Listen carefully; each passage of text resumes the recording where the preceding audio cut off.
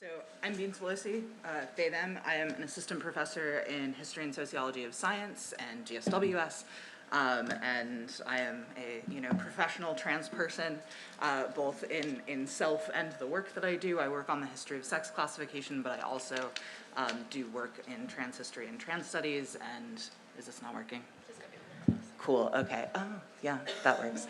And I also teach stuff like trans method and queer science.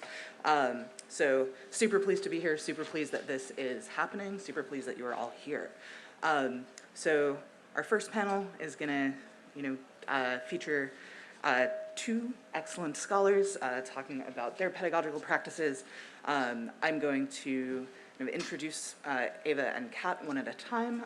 They will each do their thing.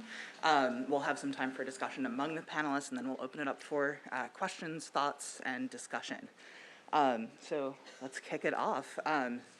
Really pleased to introduce Ava Kim, who is the 2022-2023 Chancellor's Postdoctoral Research Associate in Transgender Studies at the University of Illinois, Urbana-Champaign.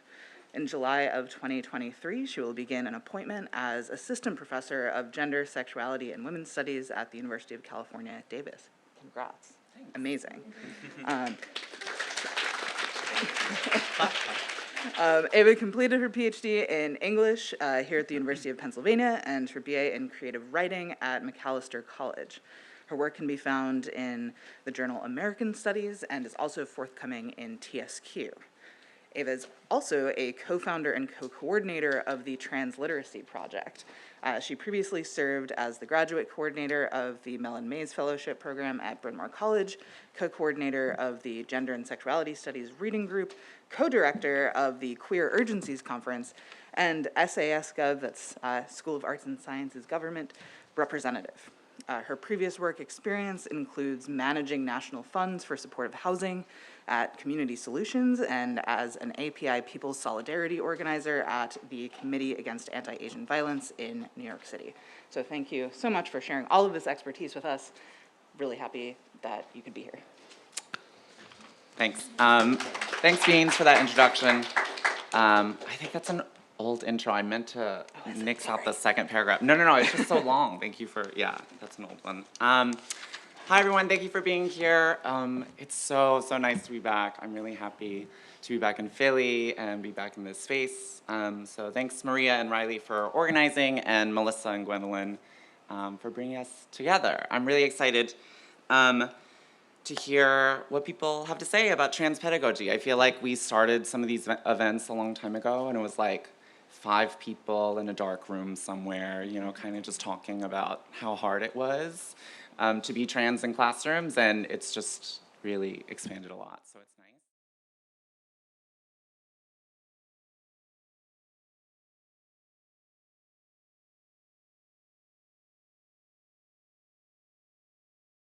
All right, so before I start, I just want to give a little bit of context about where I'm coming from as a teacher and the types of students I'm usually working with. As Beans mentioned, I did a PhD in English and currently teach in a gender studies department, so I tend to lean heavier into humanities texts, but I always foreground a number of health sciences and social sciences materials because I think that better represents the origins of the field.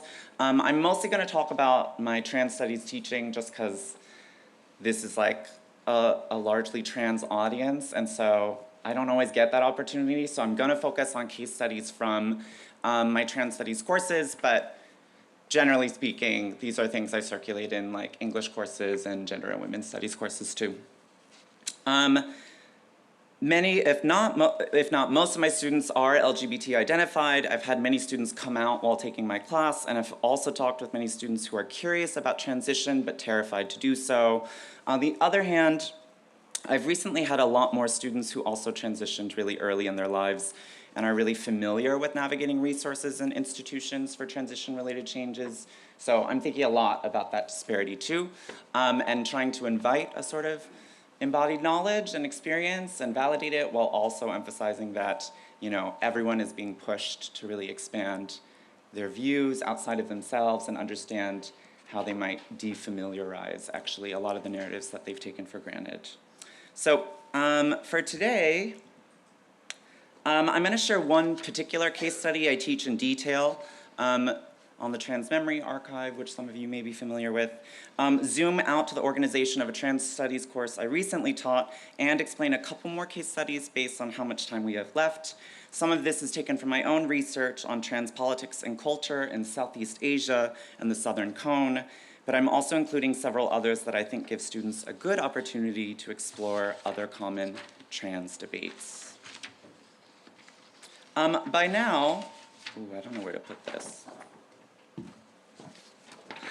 By now, everyone has probably heard the statistic. In the first 3 months of 2023, over 400 anti-trans bills have been introduced in state legislatures across the country. This has had a hugely negative impact on students and educators alike, and it eats up a lot of our time and energy. While I think it's important to teach our students how laws capitalize on or strengthen national and racist ideologies, I also want them to remember that these laws are not fully determinant of our lives. There's a quote I love from Derica Purnell in an interview with Keonga Taylor from the book Becoming Abolitionists, and I think it really helps capture some of that tension. Okay, I know it's long, but I think it's worth it. When the Muslim ban happened in 2017, donations to the ACLU exploded. Legal organizations became the vanguard for how to resist white supremacy.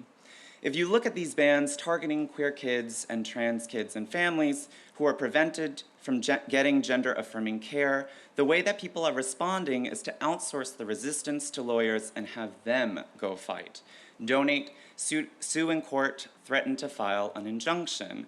I think that outsourcing resistance lets fascism flourish, because then it becomes a problem that we are not confronting with mass mobilization and organization. Instead, we're telling people to let lawyers, legislatures, and the courts work it out. Do we need a legal strategy? Of course, but we need mass resistance by everyday people. We need strategic, disruptive, direct action. We need protests to push back and to show, in numbers, that this is wrong.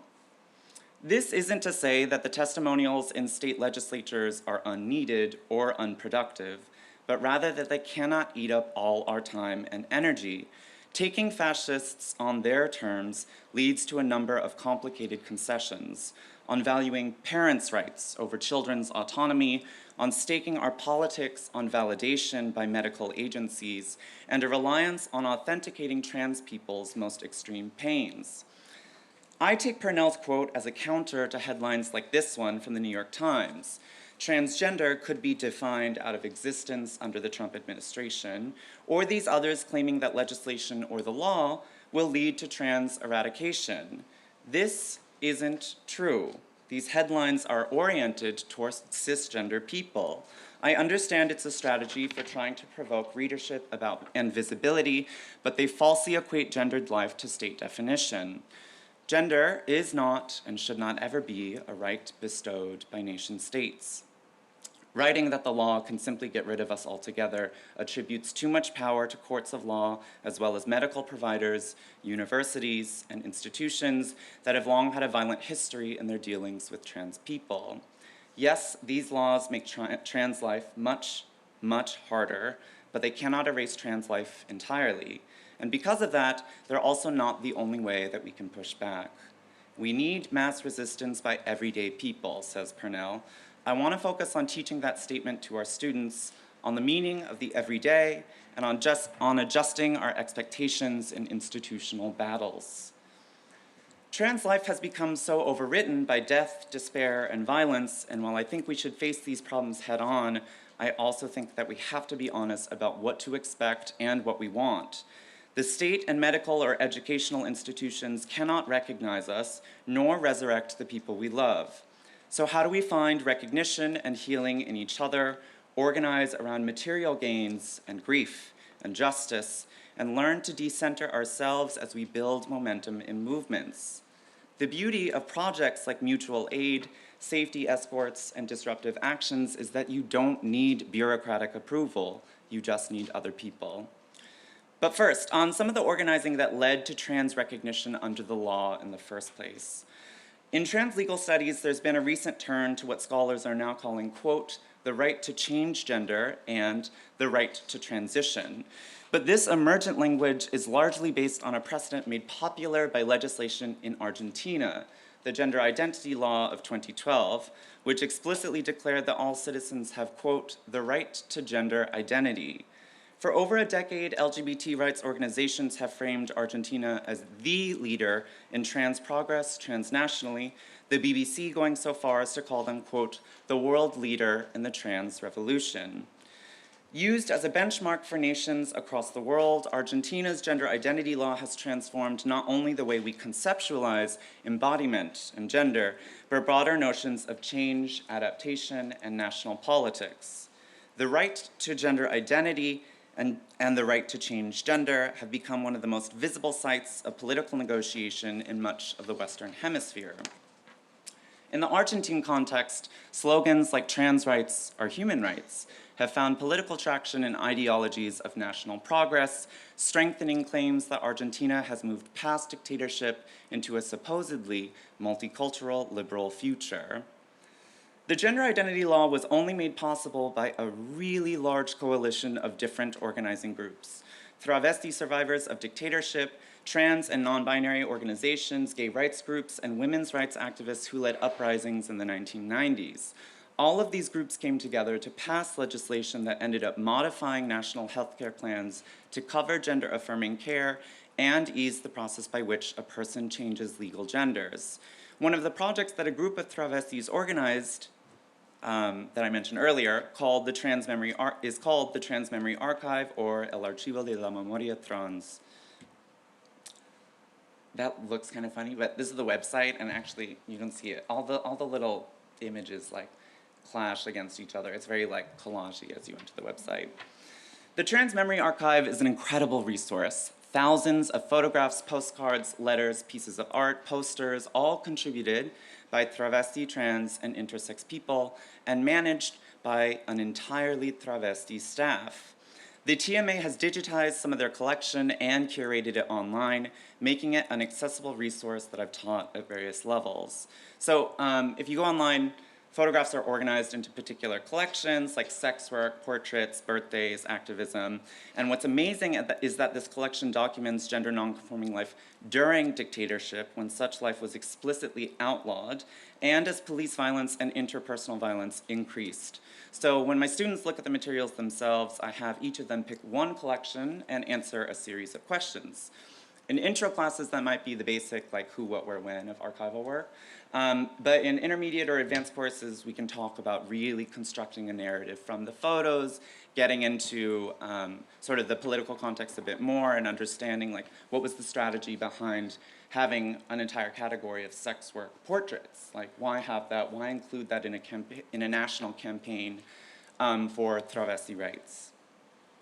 The TMA had two primary goals. One, to document a history by travestis for travestis, and two, to make a case for reparations from the Argentine state for gender nonconforming survivors of dictatorship. This kind of political project operated within a discourse of human rights and national kinship, and had clear limitations. Organizers have been very direct about the limitations of a rights-based framework, and many of the original organizers of the law's passage have now founded a new group called the Historical Argentines, with the slogan, "Recognition is reparation." But beyond those limitations, these groups made real material gains in healthcare and cross-coalition organizing, some of them continuing to work together today on a bunch of different initiatives. The Argentina case study is useful, I think, because it shows a certain kind of trans joy even under persecution and duress. I find that trying to make instances of joy land with students is kind of difficult and in some cases unethical. But what I love about the TMA exercise is its emphasis that life, love, and community were considered an essential part of refusing state genocide and erasure. Yes, subjects in these photos, oh, no, that's right. Yes, subjects in these photos were killed. The students understood that reality, but the curators and activists included in the collective have continued to carry their loved ones with them and organized throughout dictatorship into the present. The everyday forms of recognition that you see in these photos are a part of the activism that led to the eventual passage of the law.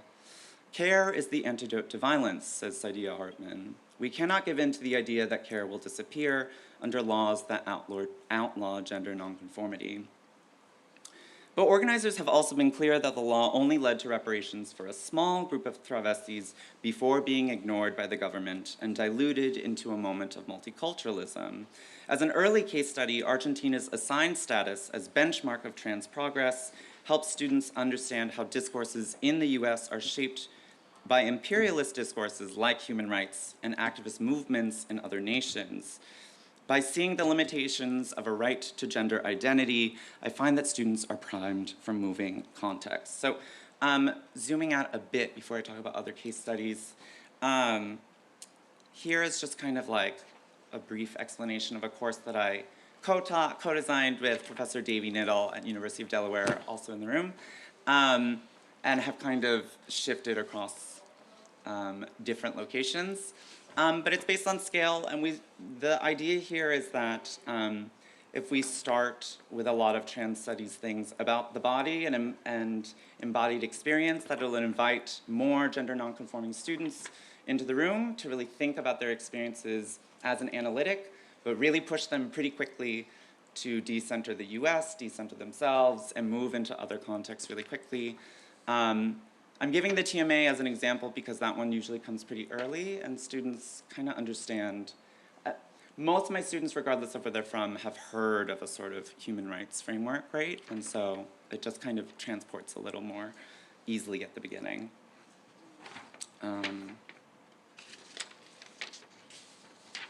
Oh, okay, so as an example, okay. So just really quickly, this map is from Equality Dex, which is this like organization claiming to track trans progress across the world. And their measure for trans progress is exactly what I was talking about, the right to change legal gender. Again, that framing is coming from Argentina. And there's, they've conveniently left the US gray or ambiguous as opposed to red or, some other sort of critical take.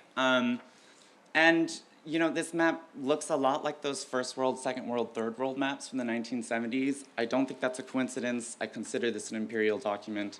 And I want students to really understand how that language around the right to change gender is being imposed and exerted against the global south wrongfully when that context doesn't fit. It doesn't make sense to use that language in Vietnam, and yet it was, and compared to Argentina and said that they were less progressive and what have you. So just wanted to include that. That's usually in some of my discussion of the TMA. Just some more on that scale. I opened the second week with Professor C. Riley Snorton's A New Hope, The Psychic Life of Passing, along with Kim Awkward-Rich's Transfeminism, or How to Read Like a Depressed Transsexual. Again, this is sort of like trying to start with that embodied experience. These are two really, really different takes, actually, on misrecognition. And what that affords you, and responses to Sandy Stone.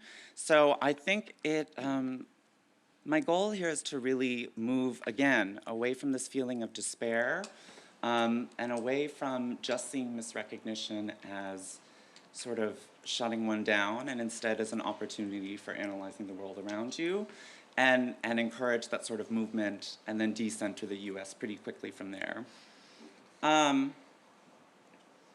Okay, I have a number of case studies that I thought about doing, but I'm gonna jump. These are some others. I'm happy to share my syllabus from the fall and talk about some of these other ones too, or in the Q&A. But one of the ones that I've always included and that I think is really helpful is the case of Jennifer Laude, a trans woman sex worker in the Philippines who was killed by US serviceman Joseph Pemberton. During Pemberton's trial for murder, both US and Philippine courts demanded that Jennifer Laude disclose a transition narrative of being assigned male at birth. That might seem like an organic narration, but in reality, Philippine genders like Bakla, Babaylan, and the adoption of transgender do not place an emphasis on gender at birth.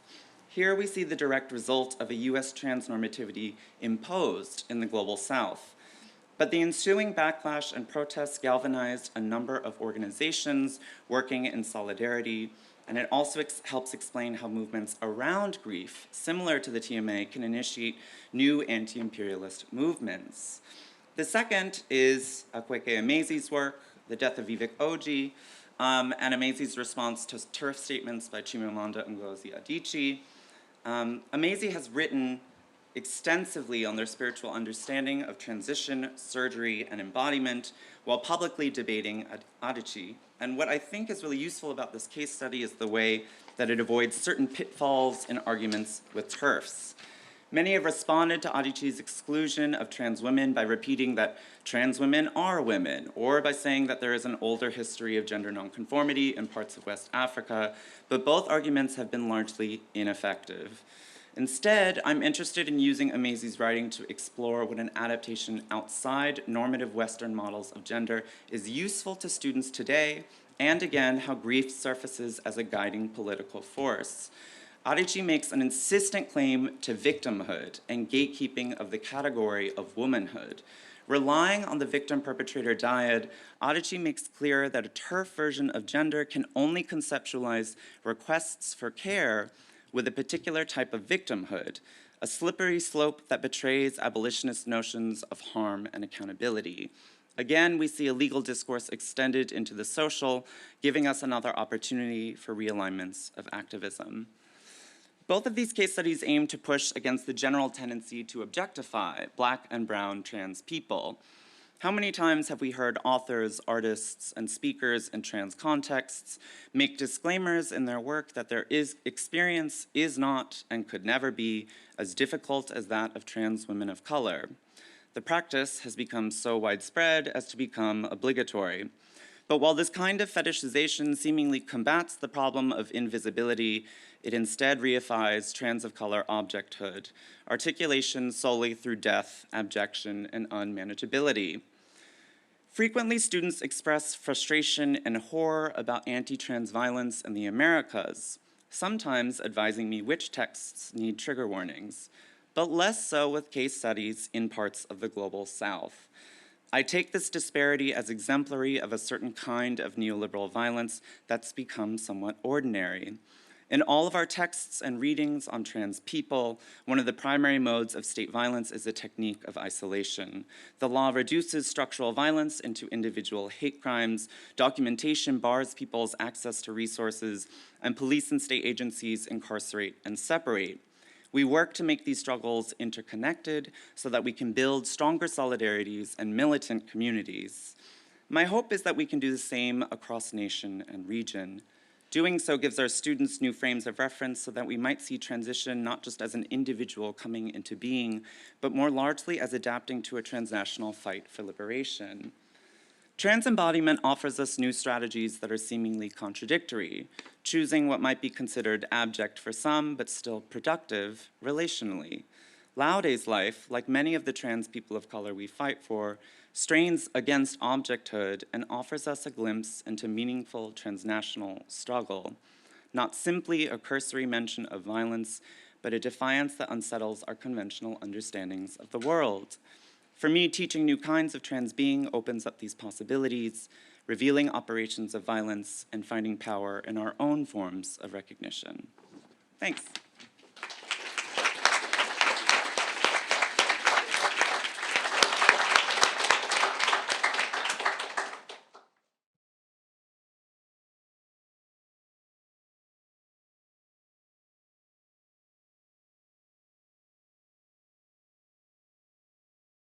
We're going to hear a pre-recorded talk from Kat Dawson, who, as Marie just said, will then join us for discussion afterwards.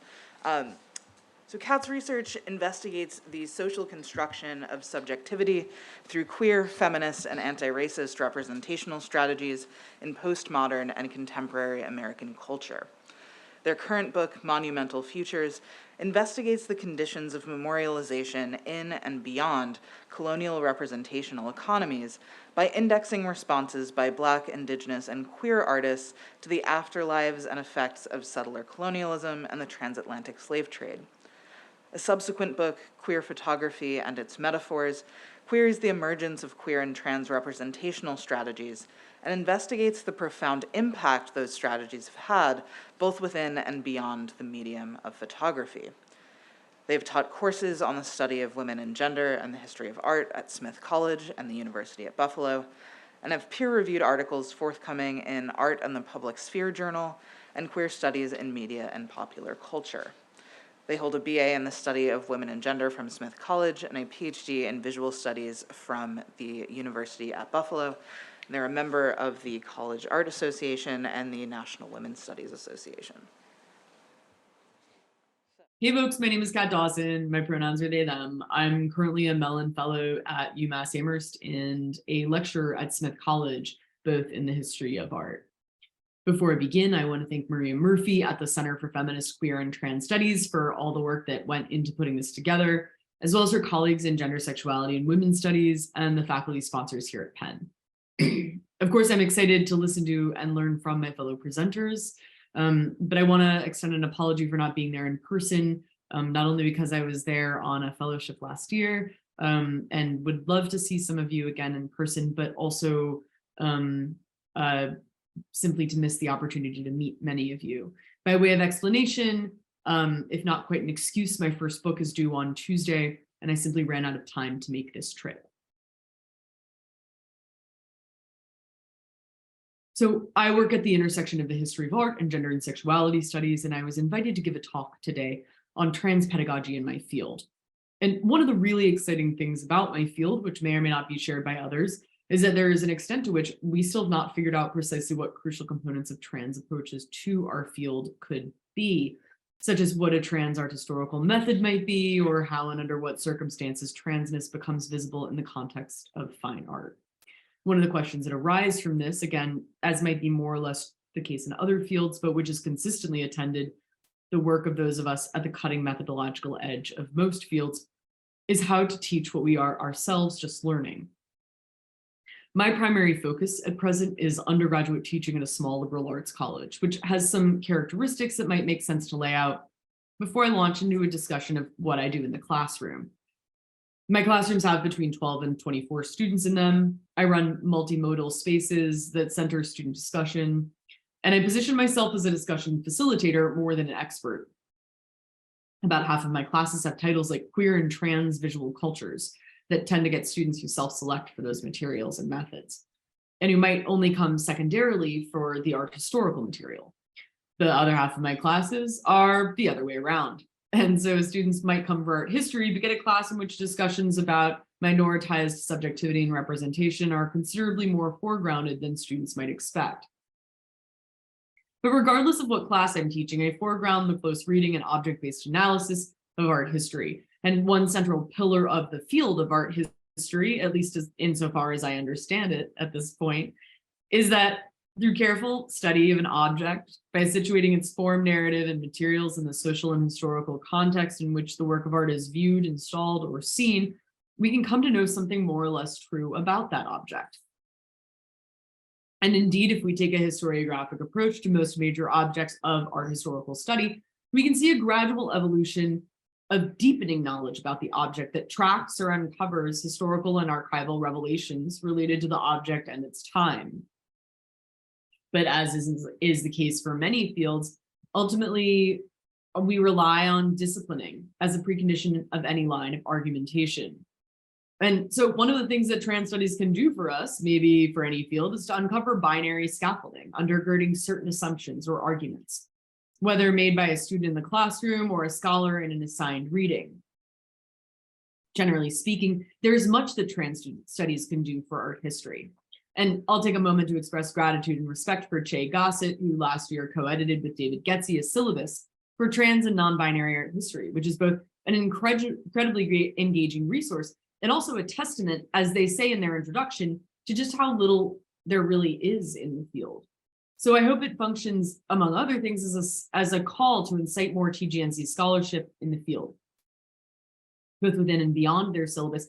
It's evident that actively and intentionally bringing more trans voices into art historical discussion in the classroom is a going concern.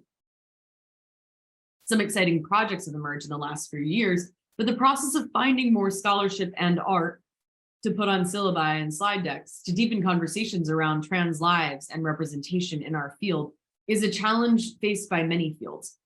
And it's the case not just for trans subject, but other minoritized subjects and histories as well. So with an eye to the fact that some of those things are shared across disciplines, I want to focus my remarks today on 3 key areas, some of which might be familiar to some or all of you. The first regards an exercise that I do in my class. The second, trans pedagogy for object-based analysis in our history and other object-based learning fields. And finally, some closing remarks about the stakes of this work. So I come to my pedagogy in some ways through trans affirming practices, but this is not specific to teaching trans studies. This is likely something others do, perhaps likely better, but it's worth mentioning because it has to do with normalizing self-identification and ownership over disclosure in the classroom. It's a getting to know you survey that I circulated at the beginning of the year called the Getting to Know You Survey. I welcome, by the way, suggestions for alternative titles. It's hosted in Google Forms, it's anonymous, and it invites students at the beginning of the year to tell me about themselves, their interests and majors, their aspirations for this class, et cetera, and so forth. And these things may or may not end up factoring into the actual content of the course, but it helps me get to know them a little bit and helps build, I think, the trust that makes rich generative classroom discussion possible. It also asks students to share with me the name they want to be called in the class, indexed to their student ID number rather than the name which they are registered under in the system. And finally, of course, what pronouns they like to be addressed by. It's an imperfect system, and some schools like Smith, where I currently teach, allow students to change names, hide dead names, or state pronouns in the system, but not all students use it and not all schools have it. And I generally find that while some students simply won't use it, for at least one student each semester, it's incredibly meaningful to have the opportunity. And for me, that constitutes reason enough to do something. This other part of it isn't specific to trans experience, but I think it is highly relevant nonetheless. I also make really clear at the beginning of the semester and in my syllabus, but actively solicit within this survey, that we all have different ways of being in the world, different ebbs and flows of energy and focus, different relationships to identity and embodiment and disability, and that students should take time, pace themselves, let me know if and as I can support or better make space for them. And I invite in these surveys, in remarks in class, on my syllabus, for students to self-disclose in any way that makes sense to them. It is an active practice for acknowledging, affirming, and making space for disability in ways that critically focus on a student's self-understanding and not institutional diagnoses and permission structures. And you can hear within these the ways in which such invitations align with trans embodiment and experience. At any rate, that concludes my first brief section. This next section is based on object-based learning, which is not unique to art history, but which is if not the central focus of discipline, again, insofar as I understand it. Object-based learning and the close reading of images is kind of our whole thing. What follows here is a combination, explication, and performance of trans pedagogy in the history of art. Art historical method invites us to begin on the surface of the work, and so that's where I will also begin today. The object I want to study together is a black and white film still of what looks like a busy urban sidewalk. And this is the kind of image that I would put up on the board and ask students to read together as a class, but in the interest of time, I'll read it myself. In the center of the frame is a person with short curly hair, round reflective glasses, and a mustache in a black turtleneck and patterned pullover. Though their mustache obscures most of their mouth, their lower lip is visible below it, as though they are just in the middle of a word. The subject draws the attention from others within the frame, and particularly the adult on the left side of the frame seems to be looking askance at this figure, or maybe the person is just looking behind them. While on the right-hand side, a child in glasses looks up at the figure, and something in their proximity of their bodies, the figure's parted lips, the child's attentive gaze, might suggest they're in conversation or somehow in relation to one another. In class, as we describe this image, it often quickly emerges that students, quote, can't really tell what the central figure's gender is or what their race is.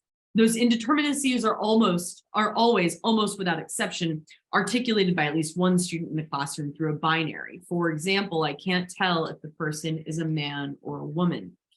But even when they aren't articulated in such binary terms, the classroom discussion that emerges around this image or around an image like it that similarly provides students with multiple moments to latch on to about gender and its co-constitutive identity positions, but offers no easy answer as to which ones are correct insofar as that exists, tends to evidence that both that bodies are disciplined by gender and that this disciplining happens in conversation with intersectional subjectivities, in this case, particularly that subject's race. This is a still from the multimedia series of works titled Mythic Being by the artist and philosopher Adrian Piper, who identified as a light-skinned Black woman until she, quote, retired from being Black in 2012. She does not, to my knowledge, identify as anything other than cis.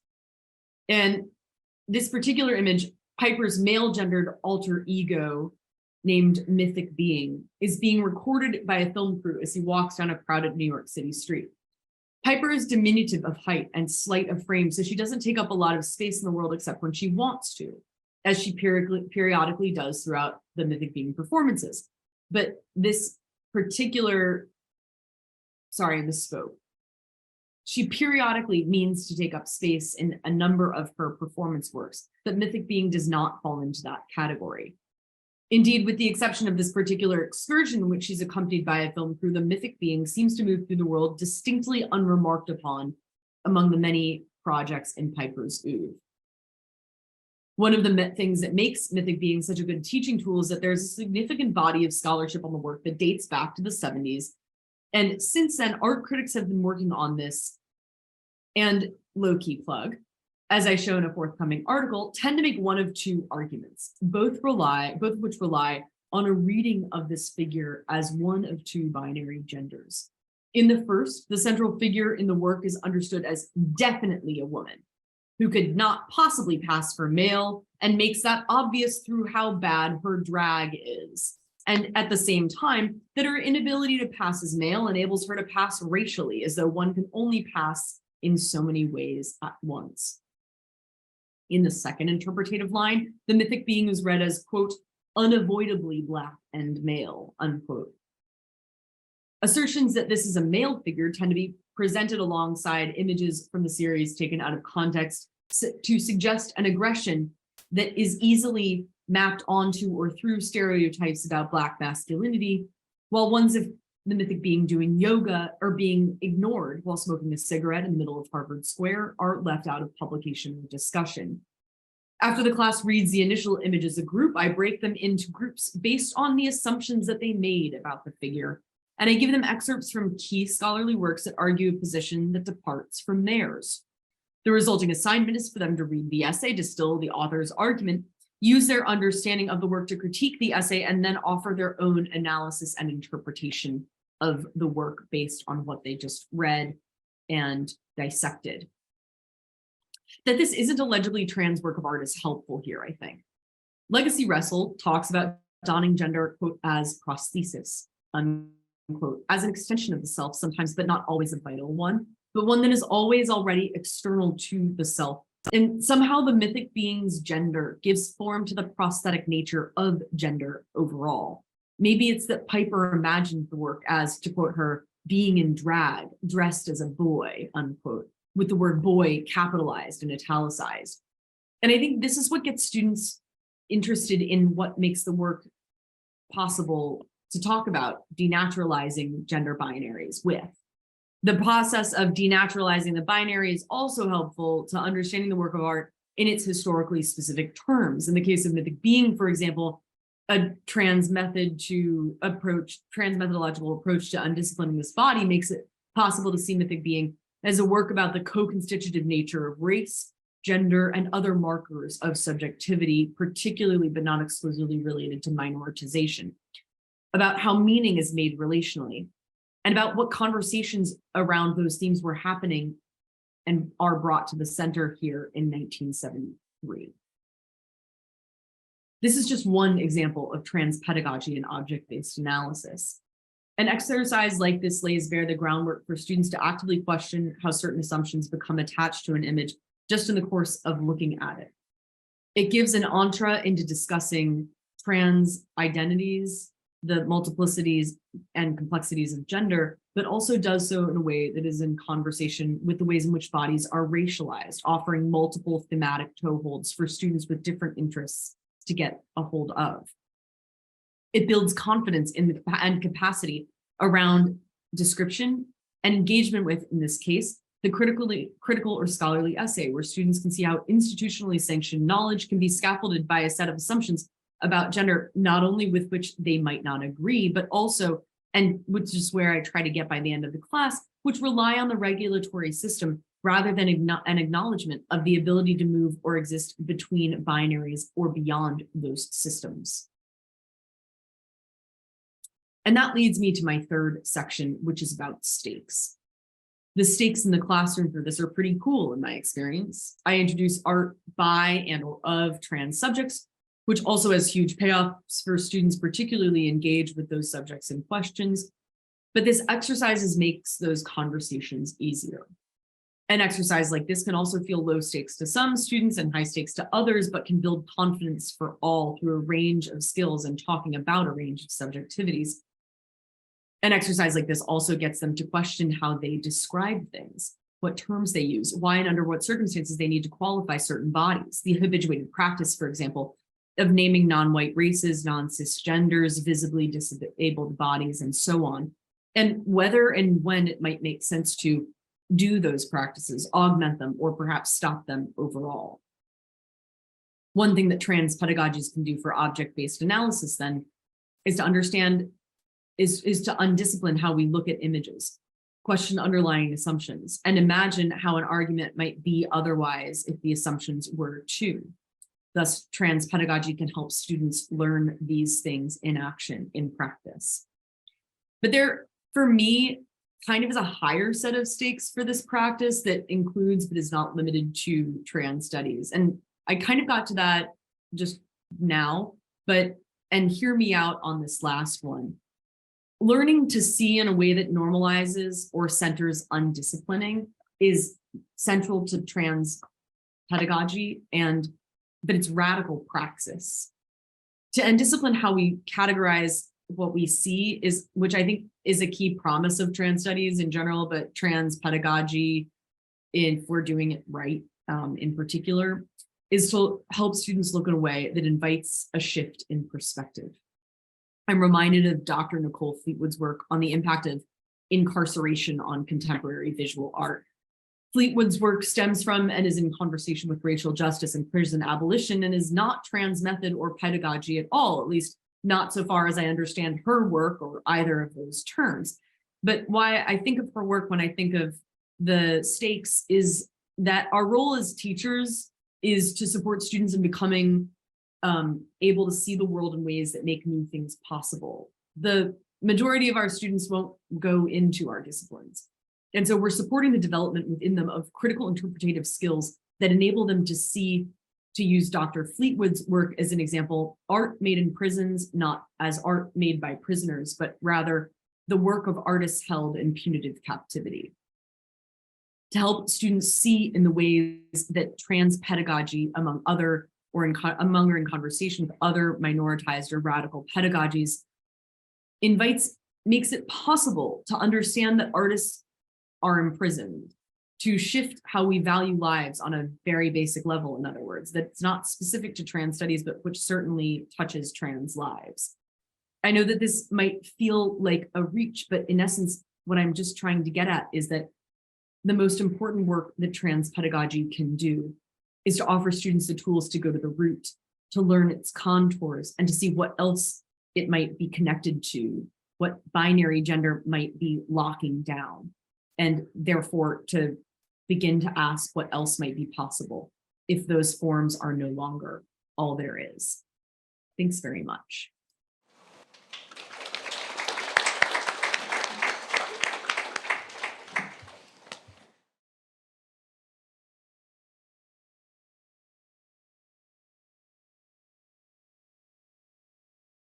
So I want to just start, and we have plenty of time for questions and discussion, but I wanted to start by just inviting Ava and Kat to, if they have any responses to each other's presentations or questions for each other about, their own practices, and then we can open out into a larger discussion.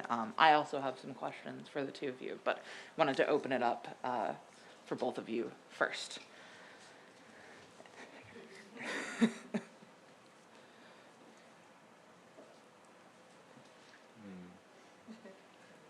I'm still thinking. Okay.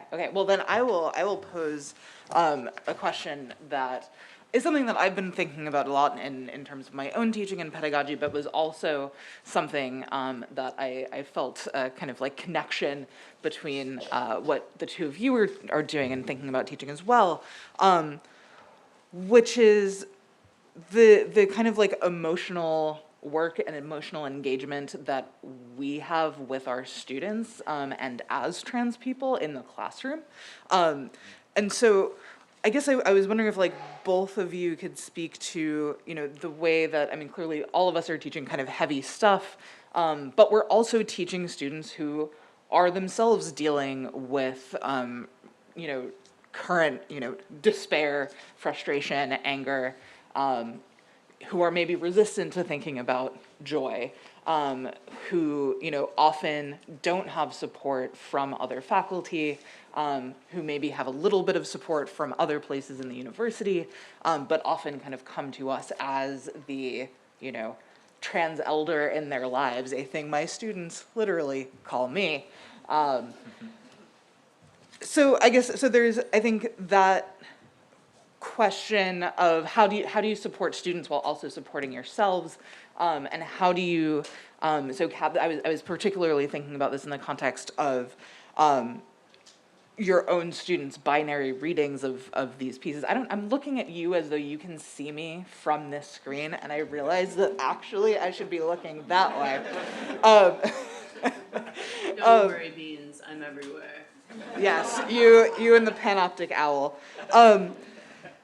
Right, and so you're encountering these students who are reading these pieces in a really binary way, and at least like my experience when my own, students are maybe unintentionally saying something that is like painful to me, but then having to kind of squash that down in order to have it be, a teachable moment, as it were. So that's a kind of a long, rambly question about like, how do both of you engage with your own emotional reactions to the stuff that happens in your classrooms with your students?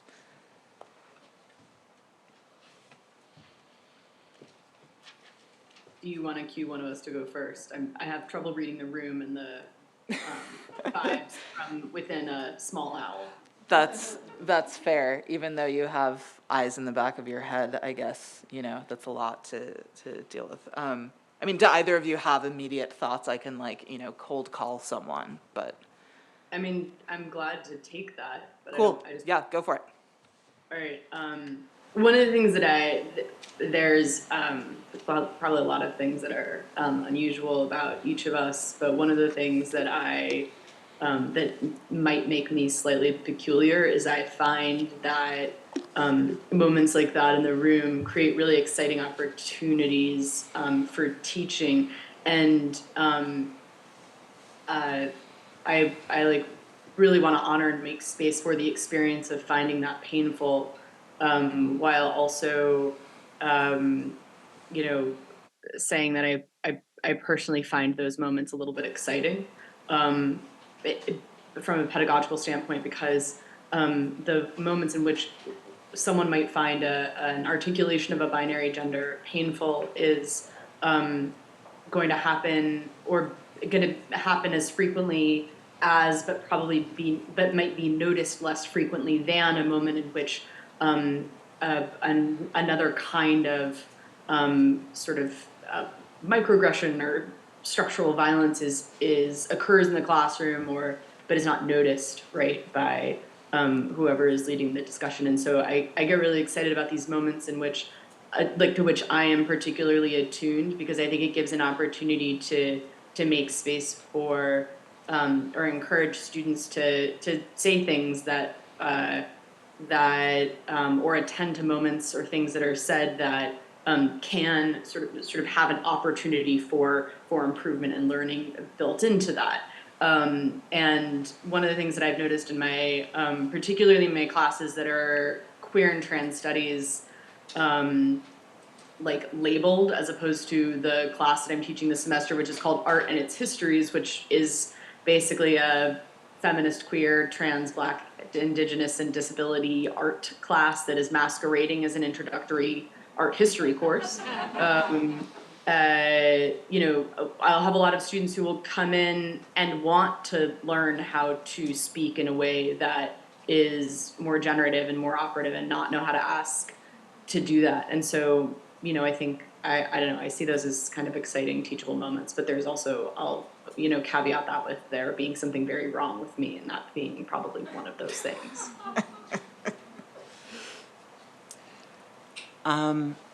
Yeah, I feel like I have answers at like different levels. I think that there are some, like to answer the first part of your question, I think that like there are interesting moments of identification with me from certain folks in the room that happen a lot in like office hours and outside of the classroom. And I think I'm pretty loath to share personal information. So I really treat that more like a text, at least if it's a teachable moment. Like if there are like immediate needs and resources, like I will accommodate and find out what to do. But if it's brought into the classroom, I think that like, yeah, similar to Kat, like I think that there's usually some sort of opportunity to kind of articulate what sort of transphobia is happening, but moving really beyond that framework. And really thinking a bit more deeply, or like trying to come up collectively with a language for what that violence or aggression or whatever it is, beyond saying like, well, clearly that person's just transphobic, or like, you know, not that people can't make those statements, but there's not much for us to work with when that's the case. And so usually that's sort of like a collective process. I think the flip side of the question also that I've experienced a lot is actually students really like disidentifying with a text or being really resistant and saying like, you know, this feels inauthentic, or especially from academic texts, right? Or like, you know, oh, this person is like out of touch or doesn't understand trans identity now. And it's true that like lots of my like Gen Z students are like teaching me terms that like I don't know and like new things all the time. But I feel like those moments are actually even bigger because we're able to sort of unpack what's at stake in authenticity, in trans circles, in trans pain, in what qualifies as a trans experience. And I kind of gestured to that at the end of my talk, but it's interesting to me, this sort of like ownership that people feel over trans narratives in the US or ones that they are racially identified with. And while like that sort of collectivity can be really important, I think in the classroom it's like more important to sort of denaturalize that connection a bit. To come up with something different and like come up with a different mode of understanding the world. Like you see this gap especially with like trans generations, like an older trans folks describing their lives in certain ways. I've encountered like a lot of resistance from my students towards the way that that's talked about. So yeah, but similar, I think there's something to be discussed, like what's at stake in that authenticity? Why do you believe a trans narrative should be this way, or an identity should have these boundaries around it? And there's not necessarily something wrong with that either, too. But I think just the exercise of articulating what those boundaries are and why you have them is so huge, yeah. Great, thanks. So we have plenty of time for questions from you all. Do we have a mic that we'll hand around? Okay. So yeah, questions, thoughts? Yes, Jonathan. I wanted to talk about intersectionality because one of the things that's really striking, especially in the case of Argentina, as you doubtless know, is that it was largely indigenous folk who were at the forefront of the early trans movement in Argentina, in part because the cultural norms did not necessarily specify a kind of binary gendered system. And is there a way then in your pedagogy to sort of fold all of this together and to take students outside of their familiar binary gender frame through reference to other cultural formations? Yeah, thanks for that, Jonathan. Yes, and it's tricky because I feel like the framework that's holding all of this sort of global, and I use that word hesitantly, trans politics together, is this sort of emergent visibility around gender nonconformity and transness. And that term is getting adopted in a lot of places, or people are having to respond to it. So like in the Argentina example that you're giving, like travesti is like a racialized, non-binary gender, and all the travesti activists that are a part of that movement and that I've talked to are very resistant and saying, like, we are not transgender, but we understand that there is a new generation of people who identify as either transgender or non-binary in Argentina because that visibility has changed so much, and we work in solidarity with them, but there is a generational divide. So it's similar to, the conversation is already there, I think, from people that you're talking about, whether it's indigenous folks, whether it's Bakla folks in the Philippines, and also especially across all of these nations, older generations of gender nonconforming people are already having to respond to it. So I think the conversation is there and brings students into it and understanding what's at stake in that rejection of that term or that embodiment is helpful. And also, like, kind of to what Kat was talking about, you know, it denaturalizes that gaze and also offers like a sort of set of tools for people to think of gender as much more flexible. Like travesti makes no distinction between gender and sexuality. That's not, even though that's a useful framework for us sometimes in the US for explaining, like that distinction does not exist. And it's about how you're read. It's about how you're read and how you move about your day. And when you don't have a claim to an identity and it's in another nation, I feel like, I don't know, in my experience, students have been more open to that sort of discussion of what are these different tenets and how are they getting changed out in different places. So, yeah, thanks. Question in back corner. Hi, thank you both, all three of you, for being here. My research focuses on queer elders and the capacity to mitigate harm for young people, queer and trans young people. And I'm curious, to your point, a number of you have mentioned kind of generations and this bidirectional learning that can happen between, you know, non-biological kin, I guess. Like these like trans elders. I'm curious how you have facilitated those kinds of discussions, either through objects and archives or through lived experience, and secondarily, what lessons folks who have been circumnavigating systems for longer than some of Gen Z has been alive, like how can we leverage these experiences and strategies to mitigate some of that despair, given the anti-trans hellscape that we're currently living in? Kat, do you want to go first? I feel like I just talked, so. Yeah, totally, sure. I mean, this might not be a long respite for you, Eva, unfortunately. But so I do teach object-based learning. That's the focus of my research. I've been trained extremely well in that regard. But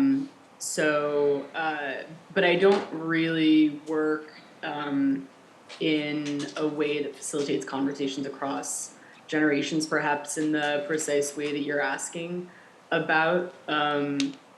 And and I think one of the things that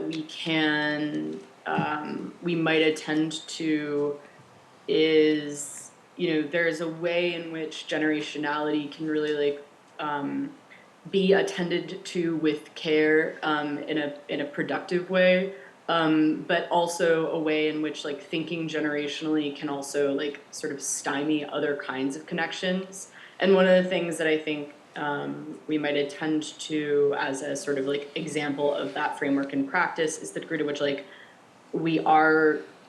I really appreciate your phrasing of living in an anti-trans hellscape, but it's not a new condition. It's just where we've been living this entire time.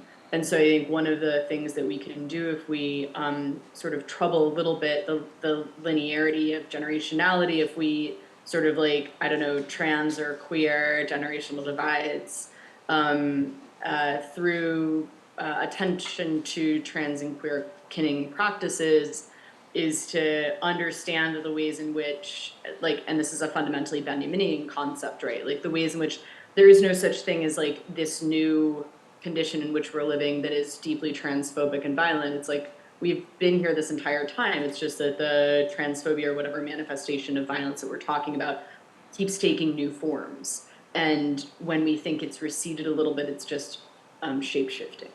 And so, I think that's one thing that we can attend to that can also help us sort of build understanding among people of different ages. I guess that's the end of my comments for that. Thanks, Kat, for going first. And thanks for those questions. I think about this a lot, and I'm still struggling through it. But just because I think there's a really intentional, structural violence or forces that are separating trans generations very much on purpose, and it's really difficult to bridge that gap, I think, sometimes. So there's a number of ways that I think I approach it. This sounds, okay, this is back to basics and very much in my department, but from the first week, we do a lot of generous reading, that whole, y'all have, some people have probably heard this, the whole say yes to the text 3 times, yes to reading the text, yes to, what is it? Yes to being able to recapitulate the argument, yes to extending it as far as it can go. These are teachings from Gayatri Spivak. But reiterating that practice through a bunch of texts that students disagree with, and sometimes are hostile towards students, actually, is difficult, but has been helpful for me. So an example would be all the recent discussion. I mean, I hate the conversation, but all the discussion with T.S. Madison responding to that, I'm not sure if people are familiar with this British trans woman who was harassed going into a bathroom. And there was a lot of discussion online, people being yeah, but you are making no effort in appearing like a trans woman. And that was a really difficult conversation, but one where I was we will totally jump into criticisms. There's a lot, but if you were to read this generously and try to understand why she would say that, this is a figure that you typically trust on their politics. So why would she say that about this person? What's going on? What are the scripts that she's relying on to get there? And is really helpful and really forces people to strain themselves. And I disagree with this statement too, but I understand where it's coming from, and I understand why there's a generational divide there, and also why there's a racial divide there as well. Or I've taught Jack Halberstam's really short piece on trans memory and generations. and found that students are really resistant to it. And they're like, this feels like, you know, this old guy's mad at us. Why is he mad at us? And I'm like, why is he mad at you? You know what I mean? Like, let's talk about it. Like, that's actually a useful question, and we can go from there. And my goal is not necessarily to have students like agree with the argument or be like, oh, totally. But it is to be like, okay, what are the forces leading this person to have that sort of affective response in writing, and why would they respond to a new generation of trans children in this way, right? And then there's also all the texts on trans children, right? Like, I think Jules Gill Peterson's work is phenomenal. I think that book is amazing and really demonstrates that trans children are not new, and why why the focus on children is about, you know, like trying to remove political agency from a much larger group, from a people that are already unprotected. So, you know, but I try not to start immediately with children, because I think that's like, there's so much of it present already. So I'd rather start with these sort of generous readings of like trans elders and be like, yeah, what is this emotional thing we're talking about?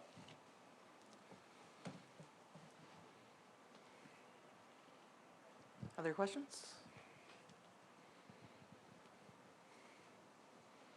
Or if you have a comment rather than a question, you know, there's space for that as well.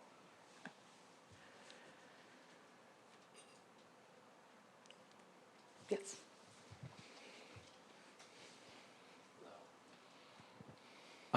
Thank you, both of you, for the excellent and very thought-provoking presentations. My name is Patrick. I'm a PhD student here in East Asian Languages and Civilizations, and I was actually just thinking about language, right? And I think a lot of the conversation has been a little bit about that. And I were talking about the word travesti, right? And how it has a certain connotation, right?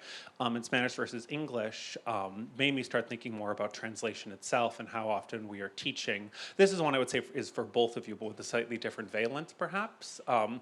But essentially, right, this question of sometimes, and I'll just say like for Ava, I generally am teaching students who do not speak Japanese, and so you have certain terms, right? Like, for example, the term in English for gender identity disorder, which is not really used in English anymore, GID, is still used fairly frequently, and there are certain terms that directly translate to a dressing as a woman or dressing as a man for what are often in parallel to transgender identities, even within a Japanese discursive context, right? And so I often wonder, should I not translate those? Should I offer some sort of kind of provisional translation? Or should we have more of a discussion about that, right? And I guess the other one I would say for Kat is, because you're working on stuff from the 70s, right? I often also encounter sometimes language that students have resistance to, right? It's kind of inappropriate in the current text. So if you ever have kind of antiquated language in the way that some of the artists and people that you are present their gender identities, how do you kind of bridge that gap when students have a resistance? I guess that's that question, right? Tricky language,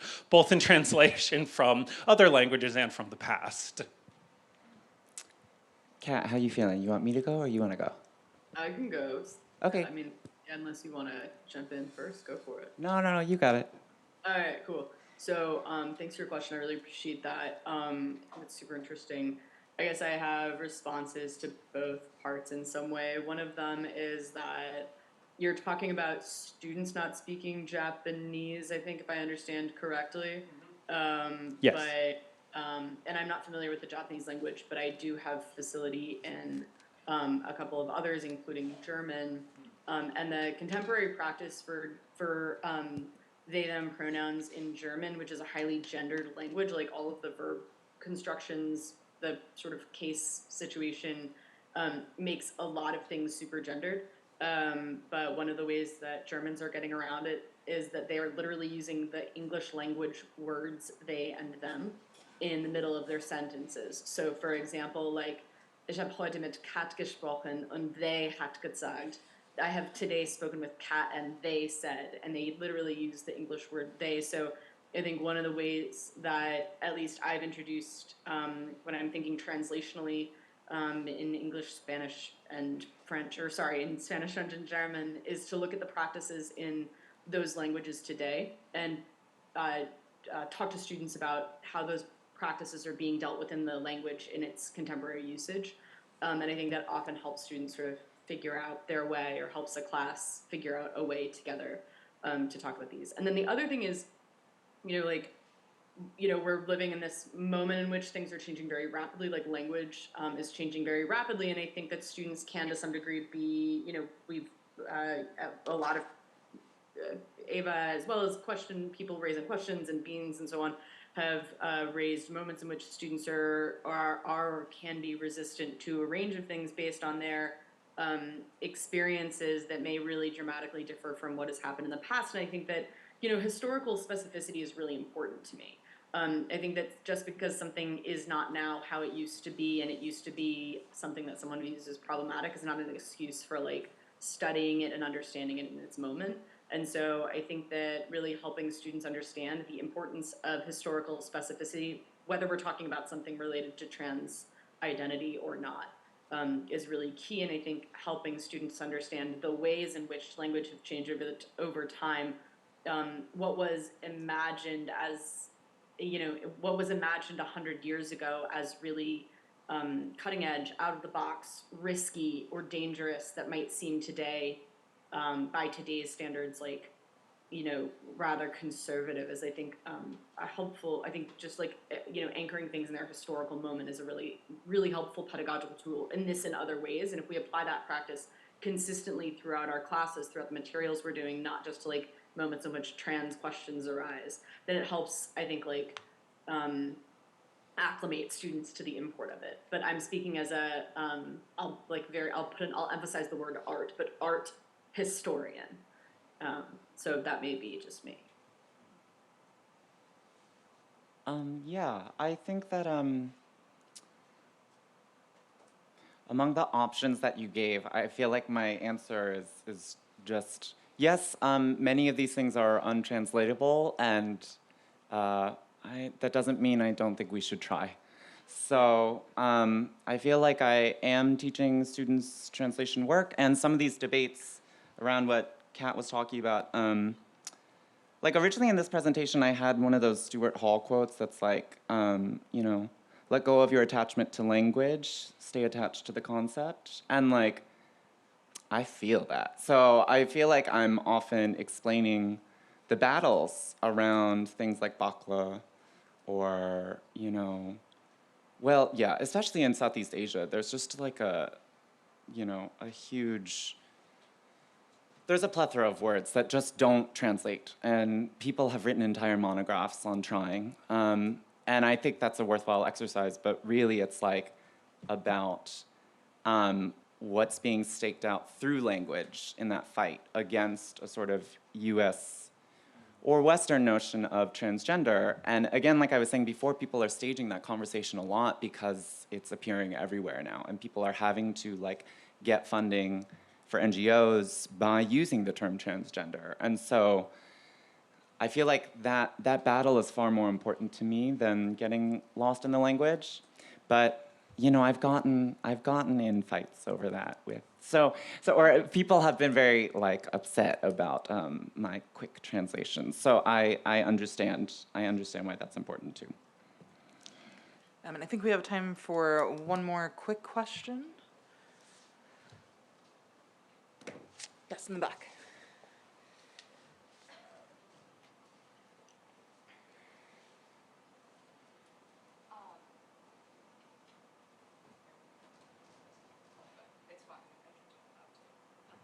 Perfect. So I'm still an undergrad, so I am asking this also partly from a student perspective because I'm not teaching anyone yet. But I think I picked this up a little bit in your presentation, Ava. I'm just curious, to what extent is it problematic or harmful for students to center themselves in these classrooms? And how do you balance that with the fact that so much identity exploration and formation happens in classrooms too, which has been my experience? Yeah, thanks for that. What a great question. I don't think it's problematic at all, and I think we're doing it constantly, whether we name it or not, the sort of exploration of self and embodied experience. And I am trying to invite it, and it is you know, I think the reason I start with Professor Snorton's piece and Cam Awkward-Rich's piece is because it's showing like a method for how to think through your body and like the way that you're being read in the world and how to navigate that. And I think of that as a model, even if it doesn't align for, you know, like other students in my classroom. But that like, so much of that comparative analysis helps defamiliarize things for myself. For me personally, right? Like learning about these other contexts where I'm like, oh, like there's this US thing that I felt kind of instinctually I was resistant to, but like it's really a US narrative of like transition, that like you're assigned this at birth, and then, you know, and seeing that exerted in other places, and I think that's a good thing. And so like, you know, I keep saying decenter and like moving outside the US, and that's true, but I think that that's still with the like, still knowing that you are understanding your experience and processing it as you learn about other people and other places. So, yeah, thanks. Great. Well, thank you so much to Ava and Kat.